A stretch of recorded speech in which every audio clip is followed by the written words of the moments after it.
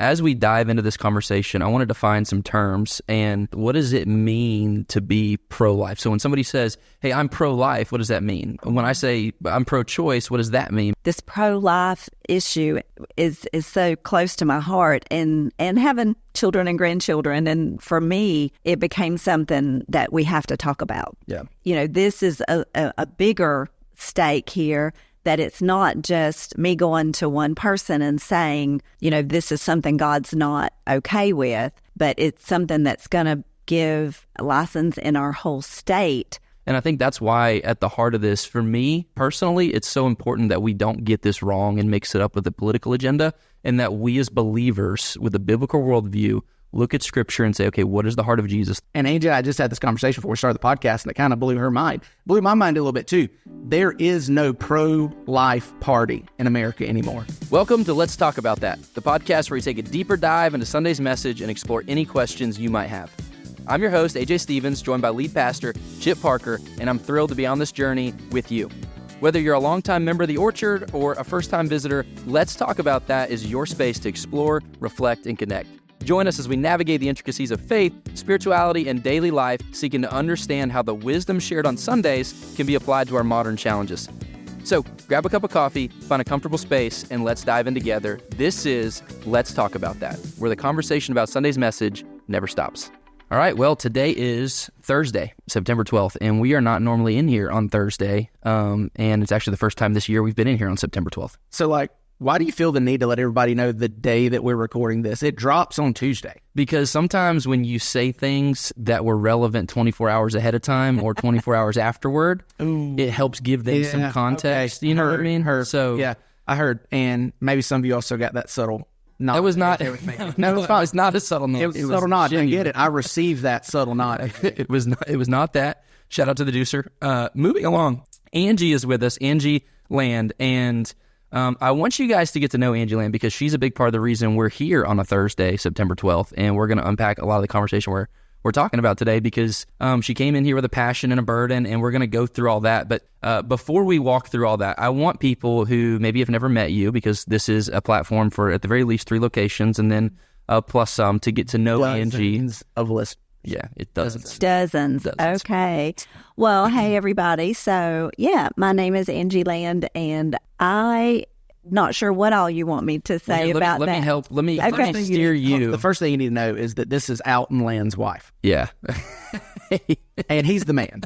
I'm just throwing that out there. True. He will love that. He's the man. Yeah. Here's the first thing that people want to know about you. And I don't know if you know this or not, but you're finding out right now. The first thing that people want to know about Angie Land is what flavor she would be.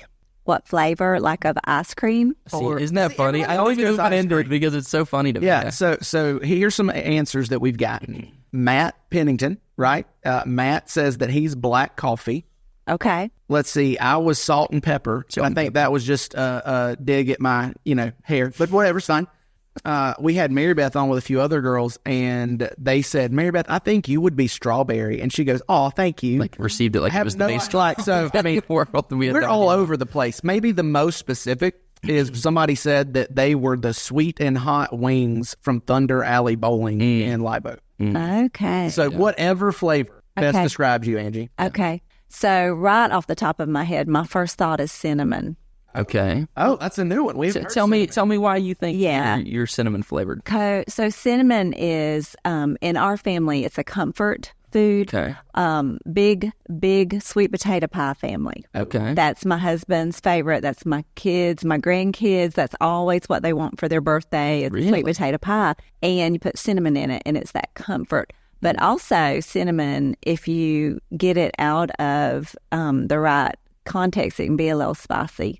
Oh. You know what I'm saying? That's a phenomenal answer. I was going to say, because I wasn't going to let this go by without mentioning that you're a lion. Yes. Because you had us all figure out what we were during our marriage study. So right. Yeah. So I would say probably cinnamon. There's a lot of comfort here, but it can get spicy too. You know what it makes me think of? What? The cinnamon spoon challenge. You guys ever done that? I've seen it. That is. Have you seen it? That is ridiculous and stupid. Yeah, I've never done that. Yeah, it's too stupid. Oh, why would anybody try that? So, other question. Okay. Snickerdoodles? Do I like them? You guys make snickerdoodles if you're a cinnamon family? No, we're pretty dedicated to the sweet potato pie. Yeah. That's pretty much new grandbaby this year. Her birthday's coming up in November, and that's already been the request for her first birthday. Yeah, and that makes me so happy. I'm going to say this makes, a lot of sense, especially when you know that Angie is from Dixie County. Yeah. So right there, sweet potato pie. I mean, boom, Dixie. I hate that we said that on the air. Don't hold that against her. Dixie County's got a lot of really good things. Look, we love Dixie County. Yeah, we love Dixie County. Yeah. Don't come over there stirring trouble, but hey, it ain't called Yankee County. That's what I'm You know what I mean? It's true. It's Dixie County. So tell us more about yourself. So that's what we wanted to know, the people. Now, what do you want us to know? Who are you? Yeah. What do you do? Things like that. So my heart, I guess, Alton and I have been married for a long, long time. I won't even say the year on that, but yes, I will, because this month, maybe, and I have to look back at the date, but we met 40 years ago this month. Wow. Holy cow. 40 years ago. That's awesome. And so... In Dixie County? Yes. Let's go. Absolutely. You love to see it. Yeah. And so we have 3 children. We have 2 boys and a girl, and we have 4 grandkids, and we are super involved in their lives, and that is our joy. We have our oldest grandson is 16. Then we have another one that is 12, a granddaughter that's 10, and the new one that is fixing to be 1. And so we try to stay really connected with them. Well, part of the reason that we know this podcast isn't going to go too long today is because Grandma Angie over here has a football game. Absolutely. She's got to make it back for it. Love it. And she doesn't miss them. I can't miss the ball games. I love it. Yeah. Actually, dadgone, I would love to see Alton watching Caden play football. That would be amazing. It's intense. Can I just tell you? So when Corey used to play, Caden's dad, when he used to play in high school, Corey and Alton almost would throw up before the game because they were so nervous. Really? And now Corey and Caden almost throw up before the game. And Alton paces. Like, he brings a chair, but he doesn't sit with me. He paces. So, yeah, we're big. Yeah, we love that. I love that. So fun. It's so fun. But...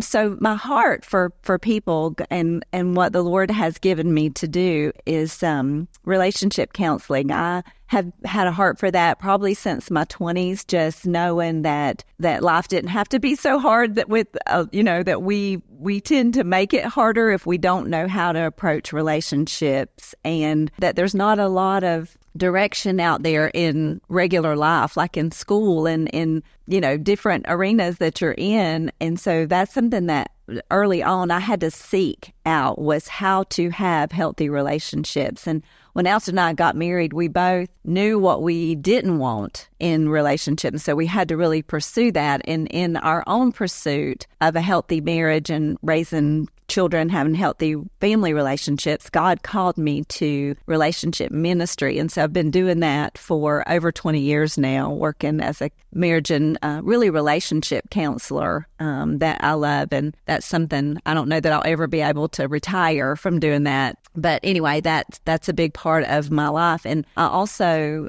on the side, it's about half and half. I work with the Florida Department of Health managing a grant that teaches relationship education in the schools. And I've been doing that for about 7 years. And when I first was invited to that position, I saw it as preventative counseling. Like, if I could help young people learn healthy relationship skills, it may save a lot of scars and hopefully, help them have some quality of life. And I always think that verse in John 10:10 that says that the thief comes to steal, kill, and destroy, and we see him so active in relationships. But Jesus came that we have life to the full. And if you think about what makes your life the fullest, it's always relationships.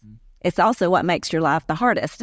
You hear that, AJ? So, it's relationships, not ducks or fish. Yeah. Yeah, so I'm not allowed to be in a relationship with ducks or fish, to be clear. That's your next. I don't know that you ever go by yourself. That's you never go by yourself. Touché. So, so this is interesting. So I worked with a guy who was big on marriage and stuff at my last church, and his whole thing was propelled out of turmoil at the beginning of the relationship. But you said you and Alton met 40 years ago, and you didn't start marriage ministry until 20 years ago. So what did the first 20 years look like? Did you guys have it figured out, and that's where you had the epiphany, like, hey, we're kind of good at this? Or I think it took us a while. We were doing marriage ministry in our church together as like couple Sunday school teacher and things like that before I got into full-time ministry with that. So we were doing that along the way. But the thing about, I already confessed to the cinnamon thing, and Alton can be a little stubborn too. And so a lot of what we learned is because we did it the hard way first, and it didn't work. So then we had to backtrack and go, okay, that didn't work. Let's see if we can try it another way. You ain't talking about my boy Alton, the golden retriever. I know. Retriever. Yeah. So that is so funny. And I always share that when I talk about it, because I grew up with a mom and dad who were like very hard-sided, like had so many good work ethic qualities, responsibility qualities that I learned all that from, but not a lot of softness. And so then I married Alton, who is a big teddy bear. Like he's a hunter, he's a fisher, he's all that. But when it comes to his family and me, which I love, that's my favorite thing about him, is how tender he is with us and how affectionate, I guess is the right word. Yeah. But it was hard for me because that was not something I was used to. And I think those first couple years of marriage, you're just like, why are you looking at me? Stop looking at me. No, it wasn't even that. It was, could you scoot over? Why are you sitting so close to me? Touch me all the time. You're in my space. Yeah. I love that. So, Angie's relationship counseling is how she and I met when I was pastoring over in Mayo. She was working with churches over in that area. And so we go back further than the Orchard because I was pastoring in Mayo. You were attending a church closer to home. Right. But she beat me to the Orchard because you and Alton found the Orchard and started attending probably a couple years before I got over here. So. Yeah, so that was about the time that our youngest daughter graduated from high school, and we had done youth ministry, like helped with that with all of our kids and stuff. And so we were kind of coming out of that era and looking for what God had for us. And I met Brother Eddie Blaylock. He came to our association pastor's luncheon talking about starting the Orchard. And I just loved the whole, just the concept of his heart for the Orchard, a simple church that loves God and loves people. And we're not going to do what everybody else is doing. We're going to reach people in a different way. And so...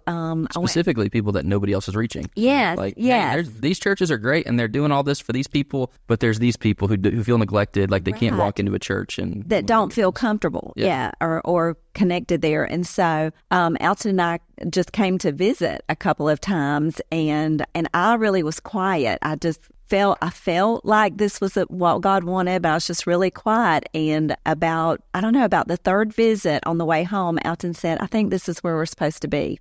And I said, I'm right there with you. I was just letting you decide that. Have been. Just letting you decide. It's good. So, so we've been at the Orchard about 11 years now, I think. It's probably about right, because January was 10 for me, and it was about a year that you guys beat me here by. Yeah. I love it. Well, that's good. Well, I'm glad we get to know you a little bit. I think it's always helpful for people to kind of get a picture of who's behind the mic, especially because this is just audio for now.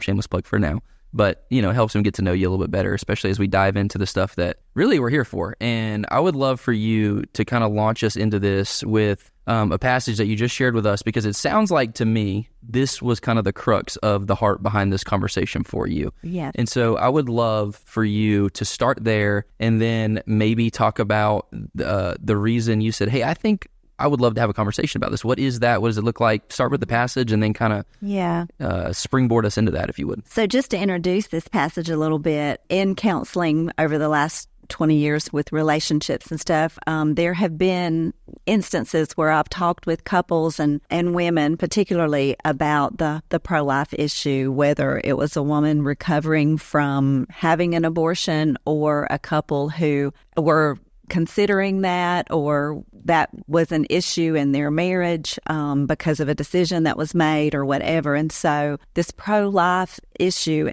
is so close to my heart, and having children and grandchildren and the joy of that too. But years ago, as a young woman, I would say even in my 20s, doing Bible study, I came across this verse in the Old Testament and really trying to understand, because this was such a different cultural thing for me to understand about child sacrifice back in the Old Testament and what that really did look like, and what an abomination that the Bible's word that it is to the Lord. And this is what connected this for me. In Leviticus chapter 20, verses 1-3, it talks about, it's the Lord speaking to Moses, and he's warning them against the practices of the pagan people in the land, worshiping the god Molech, who was like a stone cast idol with his arms outstretched, and they would build a fire inside of the hollow stone until it was red, and then sacrifice their children by laying their child in the arms of this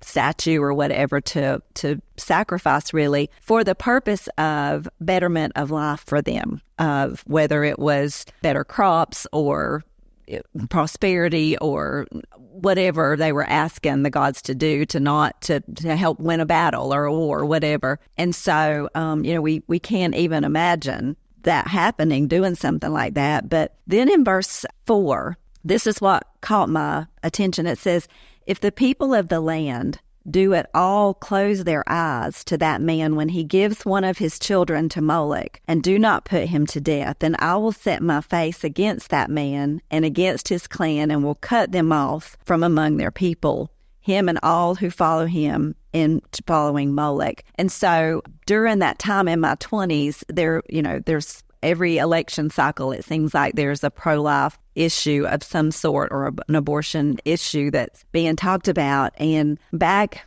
20 or 30 years ago, there was a lot of conversation about why your beliefs should be on somebody else. Like mind your own business kind of thing, stay in your lane. Like if you don't believe that, you don't have to do it, but don't take that right away from somebody else. And so that verse to me spoke to that. And I know the difference between sacrificing a child after it's born and what, pro-choice position is, but still, it is the taking of an innocent life. Right. And God said, if you turn your face away from that and you don't let them know that I'm not okay with that, that's not my heart, then it is, and the way I read that is that you are responsible then for the separation of relationship between me and them. Yeah. And so for me, it became something that we have to talk about. Yeah. Yeah. And so you mentioned, I love that one. I love that. What I love about that is a young lady with a conviction who said, all right, this is what I feel like the Lord is telling me, and I'm going to pursue that, right? I'm going to run after that in any way, shape, or form that I feel like I can. Because of the broad reach of the podcast, though, you mentioned, I know that stance, right. For pro-choice. I would say let's not assume that the average listener understands the difference between pro-choice or pro-life. And so as we dive into this conversation, I want to define some terms, and you're here because of this conversation. And so maybe you, Chip, both of you guys, what does it mean to be pro-life? So when somebody says, hey, I'm pro-life, what does that mean? When I say I'm pro-choice, what does that mean? Because the terms in and of themselves don't have a negative connotation, right? They're terms that, I think it's good to make a choice. Yeah, I think it's good to support life. And so I would love to bring some clarity to that part of the conversation to build a baseline for where we go next in the conversation. Yeah, I think that it's good to define terms around this. And the problem is, there's going to be a lot of terms we need to define because pro-life does not necessarily mean the same thing to everybody. For instance, pro-life often just means anti-abortion for people. And we're going to talk about that a little bit. But just, big picture, right? Pro-life is the belief that all life is sacred from conception to natural death, right? All life is sacred, made in God's image, and that we have a duty to honor that life and, when possible, protect that life.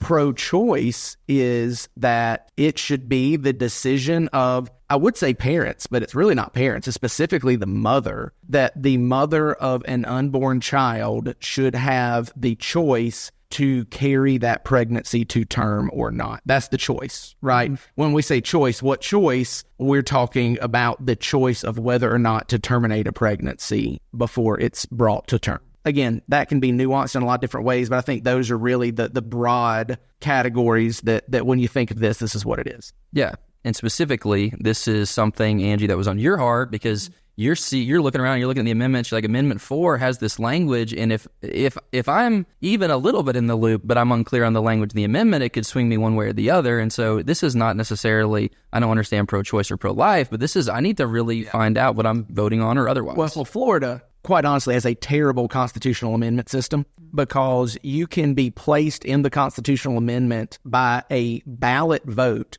and then it is almost impossible to get something off of the Constitution once it's been made an amendment. And the issue is most people don't read the amendment until they are in the ballot box. Right. And some people don't even read it then. They just look at the headline, like what is this amendment known as? And so, for instance, Amendment 4 is known as Amendment to Limit Government Interference with Abortion. Depending on where you're at, what you think of, that's pretty innocuous. If you have been familiar with the pro-choice, pro-life debate, you may say, that sounds pro-choice. Maybe, not real sure. But when you read it, this is a terrible amendment, and it is one of the most extreme pro-choice amendments that has been placed on a state constitution. Yeah. And so that's kind of what was on Angie's radar. Absolutely. And just the again, back to the responsibility that, this is a bigger stake here, that it's not just me going to one person and saying, this is something God's not okay with, but it's something that's going to give a license in our whole state for pretty much unlimited, whatever. And so this ballot summary, I wanted to read that for Amendment 4, it says, no law shall prohibit, penalize, delay, or restrict abortion before viability or when necessary to protect the patient's health as determined by the patient's healthcare provider. This amendment does not change the legislature's constitutional authority to require notification to a parent or guardian before a minor has an abortion. So, first glance, a couple of things that seem positive about that is that the government's going to be limited. Their power over this situation is going to be limited. But what it really does is restricts the protection for there to be, because there's no clarification on what viability means. It could be anything. There's no clarification on patients' health. That could mean emotional health, physical health, financial health. It could mean whatever they wanted it to mean. Yeah. And specifically that word "or" when it says no law shall prohibit, penalize, delay, or restrict abortion before viability, or when necessary to protect the patient's health, could mean that after viability. Yeah, that the week before this child is due, the mom says, this is just too much emotional stress for me. And so, okay, let's abort the baby. Yeah. And then also healthcare providers not clarified there. That doesn't have to be a doctor. It does not have to be a doctor. So, and then I think one of the big things too that parents a lot of times want to make sure that their rights as parents aren't being overlooked. It sounds like they've done some work here, but they haven't. It's the wording. It says it doesn't change the legislature's constitutional authority to require notification. Notification is not consent. Yeah. They can notify a parent, but a parent can't do anything to stop it. Yeah. Imagine being the parent of a 15-year-old girl and you receive notification that your daughter is about to go have an abortion, and there is nothing you can do about it. When you had no idea that was even, that maybe not even that she was pregnant. Yeah. So and then you find that out. It really is a very, very problematic amendment because of the vagueness and the nature of it. And the concern, that Angie and I share is that there may be a lot of people who are not very informed about this, that see it, don't think a lot of it. And we want you to hear that this is one of the most extreme pro-abortion amendments that we have seen. Yeah. And really what it does, and just the simplest way to say it, is remove any inconvenience to someone having an abortion on demand. Yeah. And I think that's important to understand because the vast, vast majority of abortions are all about the convenience of the mother. It's never convenient to have a kid, but the abortion culture is if this is something that I'm not ready for, haven't planned for, it's going to interfere with what I want to do, how I want to live, then that's reason enough. Right now, that is not reason enough in the state of Florida. If this amendment passes, it will be. Right. I think that's a helpful distinction, because I think to the average person, and we say the average person because I think worth mentioning again, you said that is by and large the majority of people who say, hey, I want to have an abortion because it's an inconvenience. And so I think it's an important thing to distinguish for individuals, because when they're looking at this and they're trying to navigate this, I think it makes a difference. I think there's going to be a difference in someone's head between, oh no, the health of the mother was in jeopardy here, as opposed to, no, this is just an inconvenient thing that you didn't really want to deal with or navigate, you know? And I think that's what makes the pro-life issue something that is very nuanced, right? Because there's so many different, let's say, stopping points in where you hold a position on this issue. And for instance, there is the position really that this amendment was allowed, that any baby that has not been birthed is able to be aborted for almost any reason. Like, that's what this amendment would allow. The majority of Americans do not agree with that position. However, the majority of Americans, now over 60%, believe that abortion should be allowed until the third trimester for really any reason. A smaller number of Americans, roughly around 20%, say no abortion should be legal after the first trimester. And very few now believe that there really should be no reason for abortion to be illegal. But then, I think you have to look at the exceptions, right?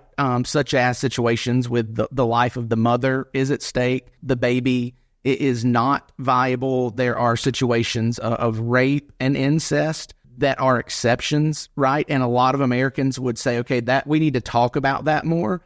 But I want to be very, very, very clear that what we are talking about on those exceptions make up less than 5% of any abortion in the United States. Most abortions, by and large, are about a choice of convenience for the mother. Right. Just point blank. Statistics prove that out. Yeah.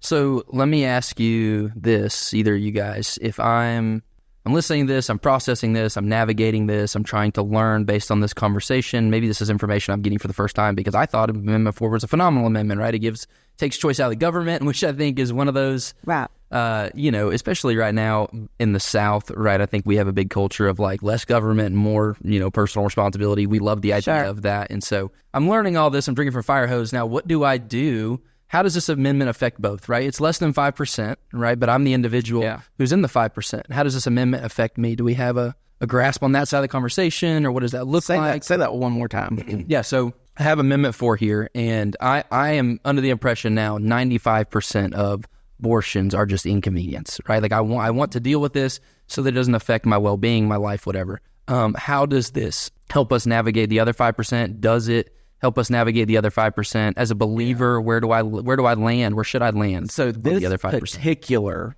amendment does not address the other 5% at all. It is all about removing any inconvenience for the other 95. Gotcha. And that is why we are going to say, and I'm going to say we, because I know Angie's with me on this one. That's why we are saying that if you are a Bible-believing Christian, then I believe this is an easy no. Yeah. Easy vote no. Okay.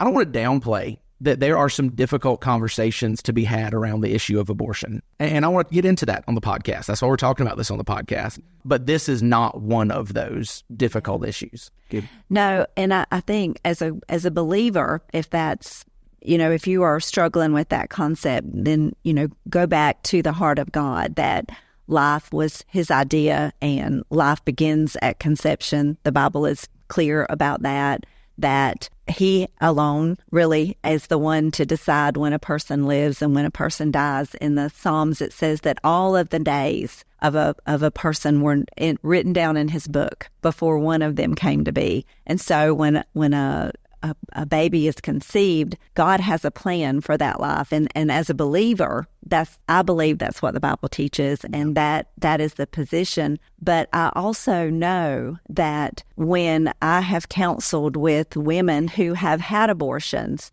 if abortion is supposed to be the convenient step of getting rid of a problem that I don't want to have to deal with in my life, or that I'm not ready to deal with in my life, or whatever the justification of it is. And I don't discount that people are in hard places. Yeah, for sure. That there are women who get pregnant and they don't have the means or the support and things like that. And so that's why we as a church pour into pregnancy care centers and, ministries that support people in situations, because what we do know is that God shines in suffering. Mm-hmm. When we are willing to trust him with whatever the problem is, that's where he shines and makes a way, and not just to redeem that person's soul, but to give them a hope and a future, a life. So, when you think about that, the opposite side of that is that I have never met a woman who had an abortion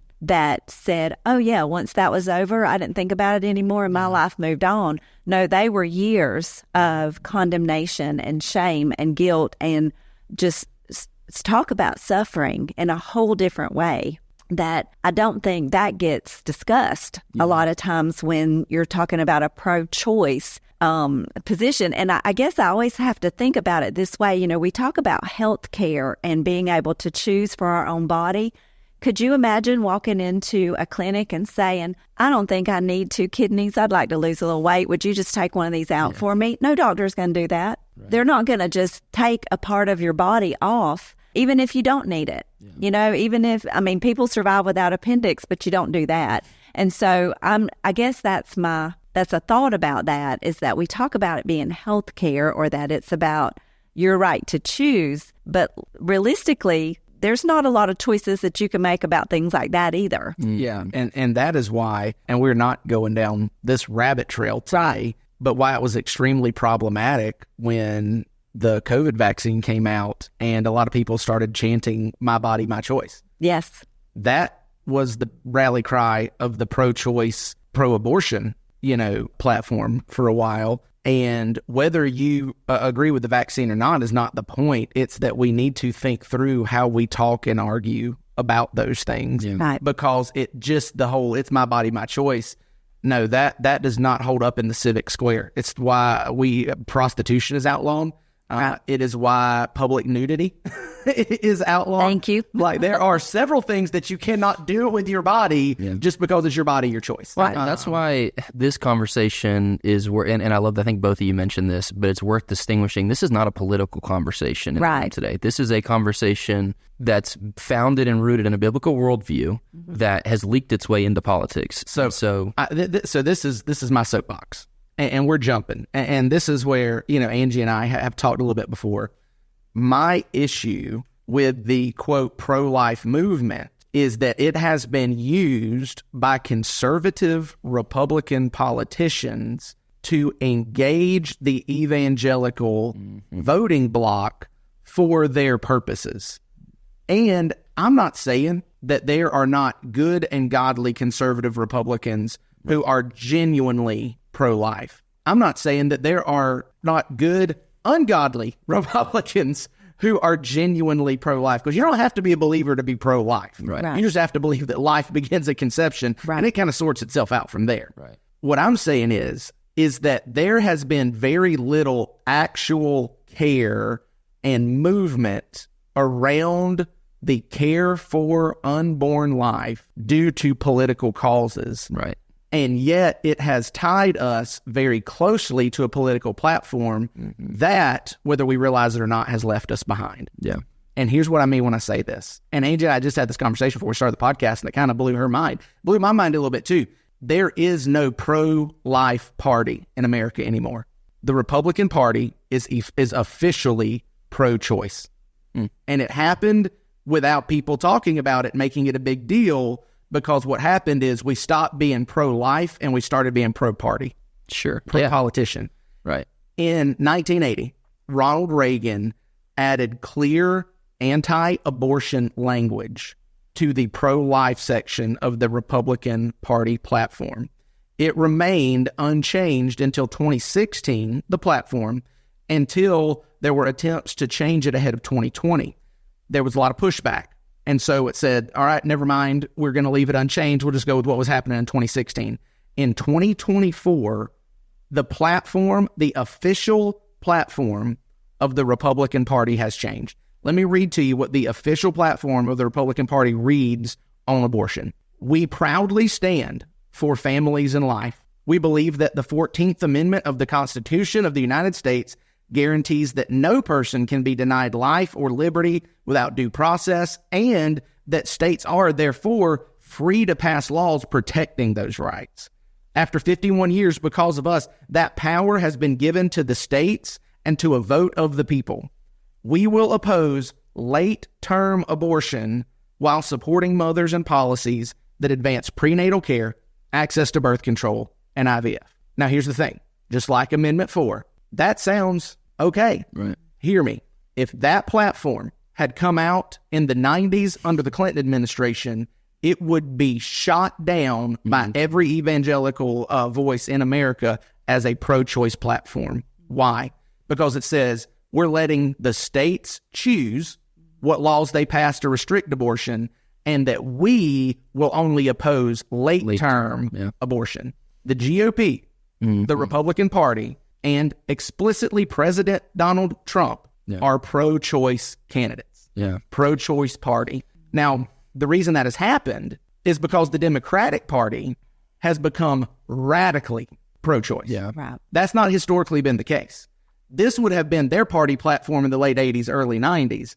Now their platform is abortion anytime, anywhere, for any reason. You know, and I'm paraphrasing that. I don't have their platform ahead of me, right? But because of that, now this looks pro-life. Yeah, just because it's better than that. Because it's better than that. And so now we say, oh, no, they're pro-life. This is why this is so important to me, is because our definition of what it means to be pro-life cannot be determined by how it lines up with a conservative political platform. Right. Our definition of what it means to be pro-life has to be willing to fly in the face of both parties. Yeah. And if we are willing to say that if we are willing to oppose certain candidates because they were pro-choice, we should be willing to oppose every candidate who is pro-choice, or at least be willing to acknowledge it. that they are pro-choice. Yeah. And this is kind of what has me fired up about this. And this is why. Can't tell. Yeah. This is why I just believe the evangelical church, the pro-life, believers have been hijacked and used. Yeah. And I know the argument because I can hear you guys listening to me arguing with me in your head. Well, Chip, we appointed pro-life Supreme Court justices. We overturned Roe versus Wade. 100% we did. And you know what has happened? The abortion rate in the United States has went up. Yeah. The abortion rate in the United States has went up because we overturned Roe. I'm not saying I wanted us to keep it. I wanted us to overturn it. What I'm saying is now, because it is going to cost us politically, because 60% of the country doesn't agree with us, we are backing off of our pro-life platform, and we have left abortion policy to the wild, wild west in the United States of America because we would rather align with a candidate and a platform than the biblical position that all life is sacred from conception to natural death. Yeah. Yeah, so, I mean, I guess my take on that, and I'm still processing all of this that Chip and I talked about before we started talking about it, but I guess my response to this is that, it wasn't up to a political party to solve this issue anyway. Yeah, 100%. This is God. This is his planet. Yeah. This is our lives are in his hands. And I think even more that doubles down back to the verse that I read, is that it is our responsibilities, first of all, to line our belief and value up with God about what pro-life is. Yeah. And it's not just and I've heard this, and Chip and I kind of laughed about this, but there is a school of thought out there that pro-life includes me having easy life. Sure. Right. Yeah. Which is not what pro-life means, to be clear. Yeah. But I think we live in such abundance in our country, and this generation and several generations now have lived in such abundance. You think about the implications of people who lived through the Depression who valued, anything, life and whatever they had, to now everything is so disposable and it's so available. We have access. You walk into a grocery store, it's not, can I have something? It's, what do I pick? Right. And so that whole mindset of that, I think, causes us to devalue anything that interrupts that. Yeah. And so that's where the big percentage of abortions comes from, is that I want my life to be easier and I want to be successful and I don't want to have obstacles to that. But as a believer, this was not about a political party anyway. This is about our relationship with God, our honoring His heart for life, and then, all of us having a say and influence, and not just to tell somebody they're wrong for having an abortion, but that God has a plan for your life, and God has a plan for that baby's life. And you may have some struggles. Jesus promised us we would have struggles in a fallen world, but you're going to have struggles without that baby too, and let us help. This is why I wanted to distinguish. This is why I wanted to distinguish, and I'm glad Chip went through that this is not a political issue. This is a biblical worldview that the believer,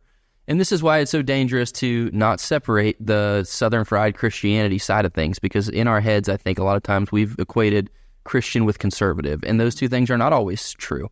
They can be, but they're not always true. And so as a believer, I think, especially as you pull out the verse in Leviticus 20, the passage there, you see God's heart for the marginalized, right? In the New Testament, you see Jesus' heart for the marginalized. The command is go take care of the widows and the orphans. You tell Jesus, look at the disciples and say, do not keep the kids from coming to me. It would be better if a millstone were tied to your neck and you were thrown in the ocean, right? And so I think the consistency here, especially on this topic, is there's a marginalized group that Jesus cares about and that cannot defend themselves. And throughout the course of history, throughout the course of the biblical worldview, it is the believer's job, not a political party's job, but the believer's job to step up and to advocate. And the other verse that keeps popping into my head as you're walking through that is what Jesus says to Paul whenever he's like, hey, I've asked you to remove this 3 times. He says, no, my power is made perfect in your weakness. It's in these moments of turmoil, I think you said, that God shines, that he can do what he's supposed to do. And this is where the message of the gospel starts to infiltrate and change lives, because you get to look at somebody in the middle of brokenness and that says, I have no idea what's going to happen next. And you get to tell them, no, you don't, but there's a good God who loves you and does and wants to walk through this with you. And I think that's why at the heart of this, for me personally, it's so important that we don't get this wrong and mix it up with the political agenda, and that we as believers with a biblical worldview look at Scripture and say, okay, what is the heart of Jesus? The heart of Jesus is that you go take care of the marginalized before you ever ask the government to do that, and kind of navigate it the right way. Understand that the church is supposed to be spearheading that. Yeah, and I think that is why what I want to have some time to talk about on this podcast is, in light of that, which I think we would all agree, like the pro-life cause is never going to be won at the ballot box. And if we didn't believe that before, we have to believe it now, because we won. We hit the target that we were aiming for. Roe versus Wade was overturned. Right. And we lost ground. Right. And so if that's the case, then what does it mean to be consistently pro-life? That's the question that I'm asking, okay? Does it mean to be anti-abortion? Yeah, 100%. I mean, straight up. Yeah. But it means more than that. I also think it means that, speaking of abortion, I don't want to blow past this, that we have to give careful weight to the life of the mother as well. So, for instance, I have a friend whose wife had what was classified by her insurance as an elective abortion. And they had to fight insurance for years about this. They had to fight insurance to talk about this was not elective and it was not abortion, because the baby was no longer viable. And it was going to kill her to continue to carry this unviable baby who had already died in her womb, but yet it was classified as an abortion, right? So, we need to be sensitive to situations like that. Wow. That it's just too easy to paint with a broad brush because it was classified as. Right. You know what I mean? Also, personally, my commitment to wanting to be consistently pro-life has made me rethink the death penalty. Now, I'm a cop's kid, grew up in a cop's household. I still believe in capital punishment. I think capital punishment, the death penalty, is a legitimate punishment for certain crimes. I do. But when I've looked at the data of how low the standard is for proof for a person to be put on, convicted and given the death penalty, I've said, no, we got to do something better. If we are going to allow the government to take the life of a man and woman whose life is sacred, made in the image of God, I'm not saying there's not situations that should not be allowed. I'm saying we better be dadgum sure we got it right. Right. And historically, we haven't done a good job at that, And so it's made me change my mind, on some of those things. I'm going to get in hot water because this is a podcast and we're talking about politics again, right? But here's the deal. To be consistently pro-life has affected how I've looked at a lot of our immigration policy. Yeah. And what I mean by that is not that I don't believe that as a country we should have the ability to close and control our borders. That's not what I mean. What I mean is that when people cross those borders, even illegally, because all life is sacred and made in the image of God, there's a certain dignity that we need to commit to treat those people to, even in the process of deporting them, if that's what need be. Yeah. I just think my point is that when we say we want to be consistently pro-life, let's be consistently pro-life. And that's why I love that in a lot of ways, the church, we got ground to cover, but in a lot of ways, we've got this right. And I think this is where the pregnancy care center conversation comes in. Because if you look at care for at-risk mothers in the United States of America, pregnancy care centers, which are almost exclusively at this point funded by churches, are leading the way. Absolutely. Leading the way. And you guys have a lot of experience with those. Yeah, absolutely. So I wanted to circle back just a second and talk about the tension for people that I have talked to about the immigration issue is that who is dealing or not dealing with the immigration issue is not the church, it's the government.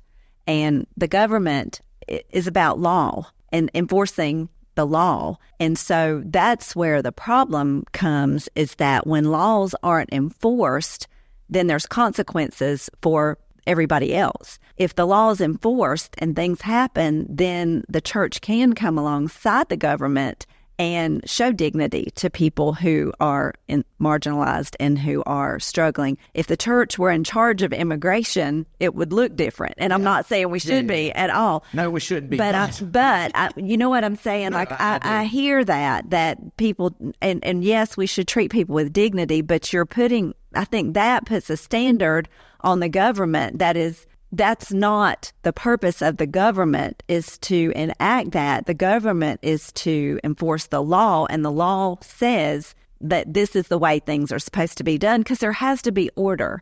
And I think that is where people get caught in the frustration of, it's not that we don't want to help people or we don't want good things, but when it's done in chaos, it makes that so difficult and dangerous. Yeah, I think that it is not an either-or thing. Right. Again, just to be clear, and maybe this causes a whole nother set of people to come after me. Like, I'm totally fine with closed borders. And by closed borders, I mean that you have to enter legally. There's a way that you enter. I got no issues with that. And I have no issue with deporting, people who have entered the country, illegally. I will say in most cases, I'm not sure there's not some exceptions, there, again, I'm very much a exception, nuance kind of person when it comes to policy. But what I'm saying is we do not speak as pro-life people when it comes to that subject. We speak as though these illegal aliens are vermin and animals and subhuman.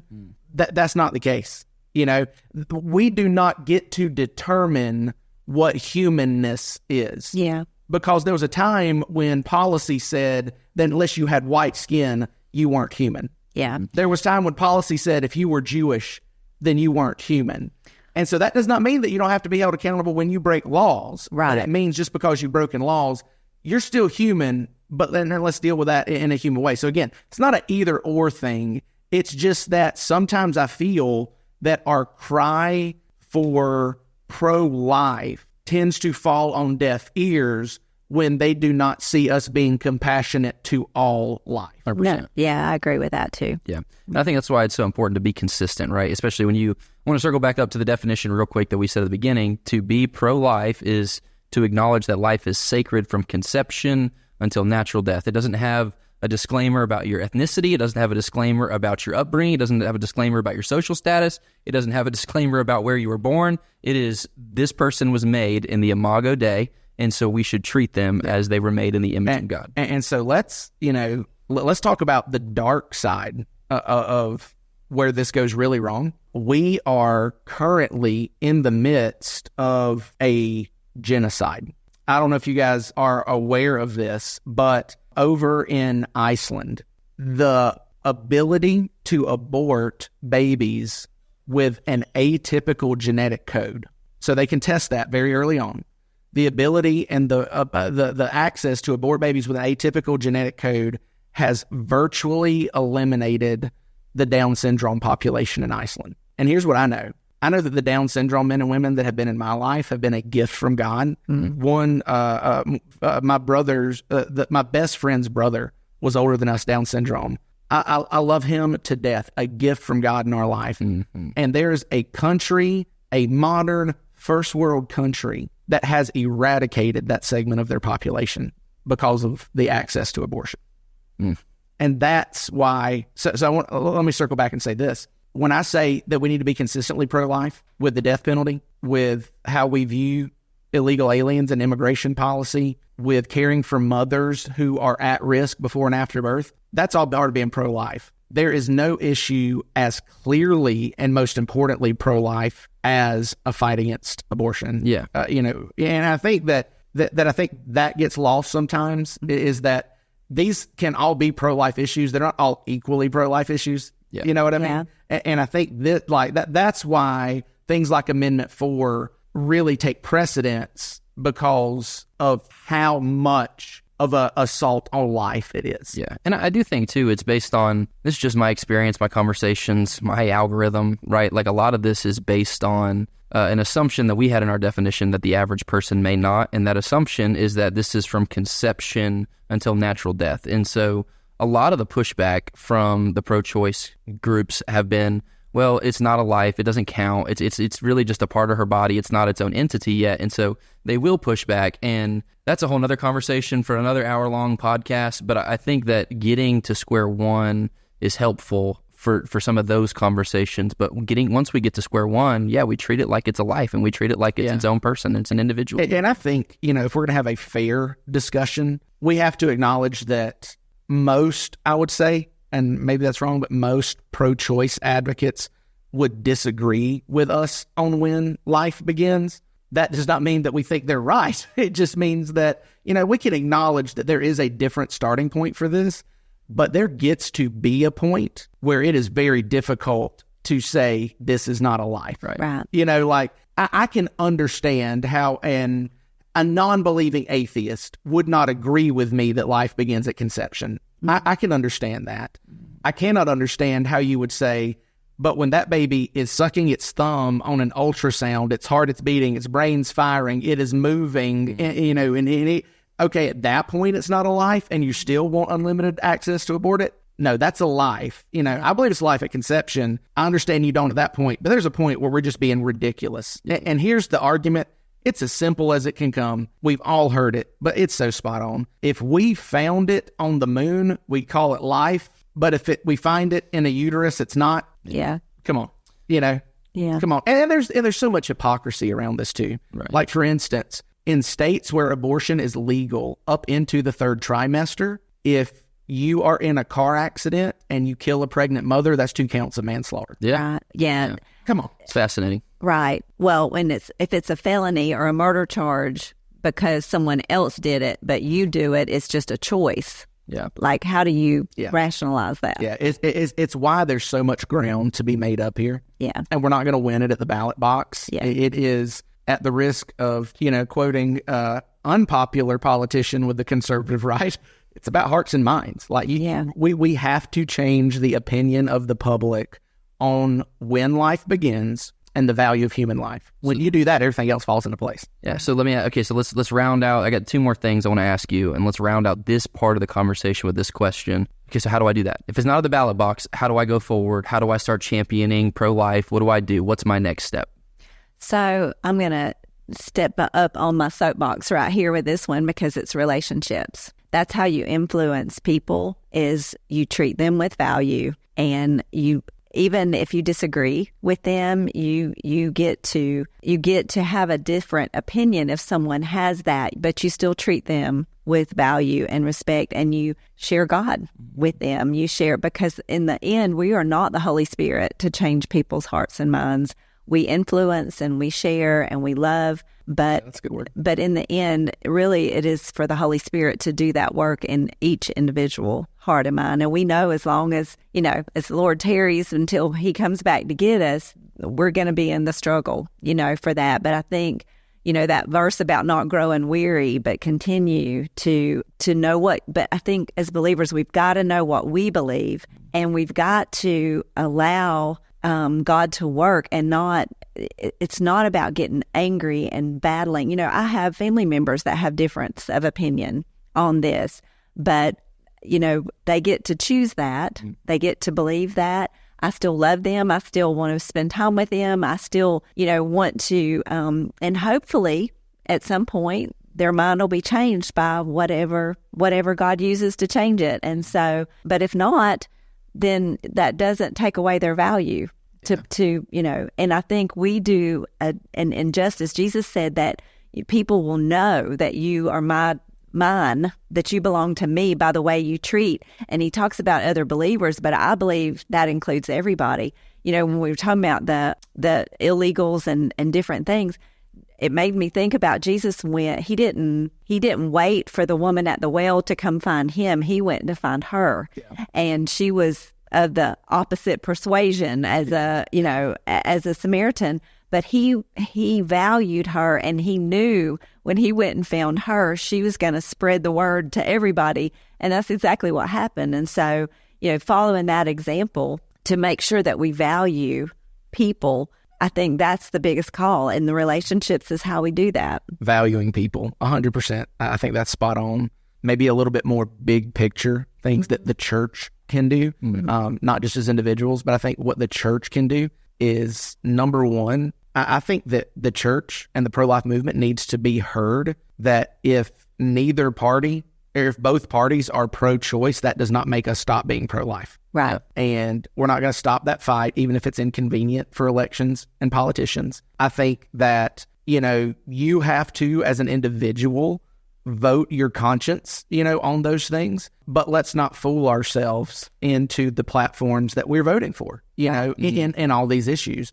And if pro-life has been important to you, do not let it cease to be important to you now that your preferred political party is not in the same place you are anymore. Right. I think the second thing is the church needs to recover the importance of mercy ministries that we've had for centuries. In most of the modern era, the church has led the way in creating orphanages and founding hospitals. How many hospitals have been founded by the churches over the years? We have historically, the church, led the way in caring for the marginalized and the at-risk. Right now, that includes unborn babies because they're marginalized and at risk. But it's not only unborn babies, it's those mothers. It's the mothers who are in positions in life that make them feel they have no other choice but to abort. We need to let them know, no, you have choices. There is support. We need to be, if there are people in our midst who want to adopt, let's do whatever we can to make it possible for them. Let's foster kids that are in the system. Let's care for people at the end of life who are struggling. So it's really, let's show that we value life from womb to tomb in more than just the ballot box by voting this way. Because number one, I'm scared that the ballot box is going to cease to be important now because we're so in love with candidates that we've forgotten what policies were important to us in the first place. Right. And then secondly, let's show them, like Angie said, we were never going to win this at the ballot box anyway. It was always going to have to take the church being the church to move the needle on this. Just shout out, if you are listening to this podcast and if you attend the Orchard, we are connected to a pregnancy care center in your area. If you want to give, if you want to volunteer, whatever you want to do, we can make that happen. Reach out to us. We're connected to them all. It's a great ministry. And so let's do it. I mean, let's just get behind it. Let's quit, celebrating that Roe was overturned. Let's realize that the abortion rate for the first time in almost 40 years has reversed and is starting to increase. Yeah. And let's realize that, job's not finished. Yeah. Quit football coach. Job's not finished. Job's not finished. It's so easy, I think. I was going to mention pregnancy care centers. That's so easy to go to the ballot box and cast a vote. It's a lot harder to give your money and to give your time. And that's where I was going to shamelessly plug the pregnancy care center, because that's a faith-based organization that's already said, hey, we want to take care of these moms and these babies. And so if you would help us have the resources to do that, we would do that. And my wife works at one. So I get a little bit of a behind-the-scenes look at that. And it's so cool to see how they do care for the mom. And they've included the dad for the dads that want to be in the picture. And they say, hey, the end goal is to make sure that this baby has a chance to live life and grow up and believe that it's made in the image of God too. And so I think it's a big deal, but it's a great, tangible, practical way. And then it's easier to even throw your ballot box and your money. I see so many of our people who do not work for the pregnancy care center, but go give an hour, 2 hours a week up there, and they volunteer, and they're in the trenches with it too. So it's a great practical. It's not the pregnancy care center. It can be a homeless shelter. It can be an after-school program, because, hey, now I've got this kid and I've got to work to make ends meet. And he's got let's just be for life wherever we can. Maybe, I don't even remember which politician said it, but I think this was the time the politician nailed it. One of the politicians that I was listening to said, our goal is not to make abortion illegal. Our goal is to make abortion unthinkable. Yeah. That's where we need to go. Yeah. That's where we need to go, where it's just like, and I'll be honest, I'm convinced that if Jesus doesn't come back 100 years from now, our grandkids' kids are going to look back and say, what were they thinking? Yeah. Because it just, I think we're on, not only is this right biblically, I'm convinced we're on the right side of history with it. I just think that people are going to wake up at some point to what's happening. Yeah, I agree. Well, and I don't think any civilization that has condoned the murdering of its babies has survived. No. I heard someone talk about, you were saying, that making it unthinkable, that there is a passage in Jeremiah, I believe it's chapter 7, where God says that, the people had gone so far that they were even offering their children to sacrifice. And he said, and that is not something I asked for, nor was it in my mind. And they call that the unthinkable sin, because even God, did he know they were doing it? Yes, but it's like he didn't even want that in his mind to think about that. So that was interesting. I did want to say one thing about pregnancy care centers too, because I don't know, if you've never been affiliated with one or participated with one, maybe you think it's just they come in and get money or they get stuff. I wanted to say this because this is one of my favorite things about the pregnancy care center, is that they actually have lessons and trainings for people who come in to cope with being a parent, to cope with the struggles of financial, how to do things like that. And so, and that's how they earn. They call it Earn While You Learn. It's in some way, it's a program like that. But you go in there to learn and to be educated and to learn coping skills. So it's not just that you walk in and they hand you a pack of diapers and say good luck. 100%. They're like walking through this with you. And it impacts these families and gives them hope. Mm-hmm. And so that is such a valuable ministry that is happening. That's good. Yeah. I can't tell you how many times my wife has gotten a card and I'm over here crying. I have nothing to do with the situation. You know what I mean? I wasn't there. I don't know these people. And it's just, you see the impact it has on them. Sure.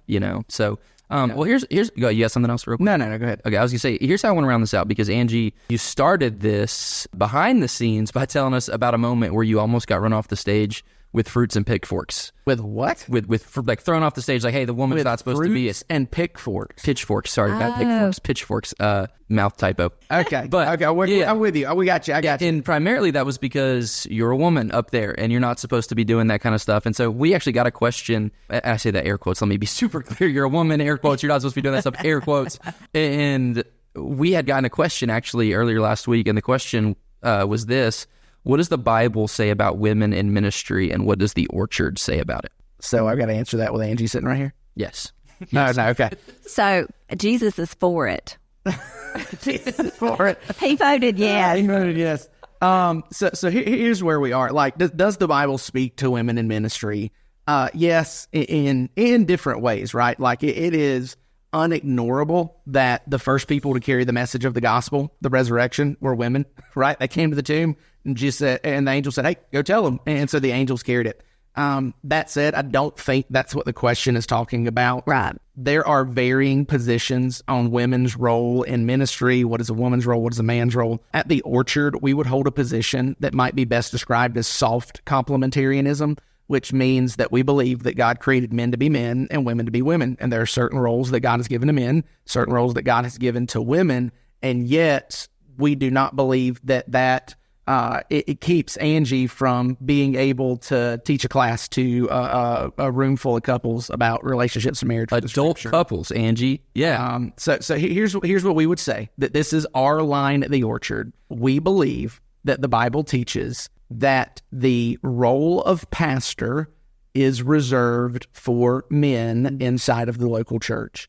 However, not everybody who serves in ministry, whether on staff at a church or not, is a pastor. Right. And that as long as those people are operating under the authority of a pastor who is operating under the authority of Christ, then women are free to serve in whichever area they are gifted and called. Yeah. And so that said, our soft complementarianism would say that we would reserve the role of pastor/elder for men based on our understanding of Paul's teachings, but that does not limit women in ministry. Yeah, it's good. And I would say if you think that that's not true and you think you're a more qualified communicator than Priscilla Shire, I would love for you to come sit down in front of me for 30 minutes and give me the best sermon you've ever had, and I would say good luck. Because she's awesome, and to this day, the best sermon I've ever heard came from her, a woman. And so I think God uses them for the kingdom, and there's some incredibly impactful things that they can play a role with in the church. Yeah. I think we muddy the water sometimes with titles, but another conversation for another day. Yeah. And I mean, women are relational, and that's why they made sure that the women knew about the gospel made sure everybody knew. You know, if he really wanted to get it out, he'd be like, "Hey, y'all don't tell anybody." No, I'm just kidding. We love ending on a light note there. Angie, thank you so much for joining us. Thank you for sharing your burden with us, because I think it opened the door to have a phenomenal conversation today, Thursday, September 12th, Chip. And Which is going to drop on Tuesday. okay, so it's your normal drop time. That's good to know. That's good. Yeah, so if something crazy happens between now and then, not our fault. We didn't know about it, and it's the beauty of telling you the date ahead of time. But no, I've enjoyed it. I appreciate it. Thanks for carving out time and being with us. Yeah. Thanks, you guys. All right. We'll see you guys later. Thanks for joining us for this episode of Let's Talk About That. We hope it encouraged and challenged you as we continue to grow in this journey of faith and embrace community. If you have more questions, thoughts, or feedback, we'd love to hear from you. Reach out to us through our social media channels or visit our website and stay connected. Your questions are what make this podcast a dynamic and enriching experience. If you found today's discussion meaningful, don't forget to subscribe, share, and leave a review. Your engagement helps us spread the message and connect with others who may find value in these conversations. Until next time, we hope this episode inspired you and will help you bring Sunday's message into your week ahead. Keep the conversation alive, and remember, we're all on this journey together.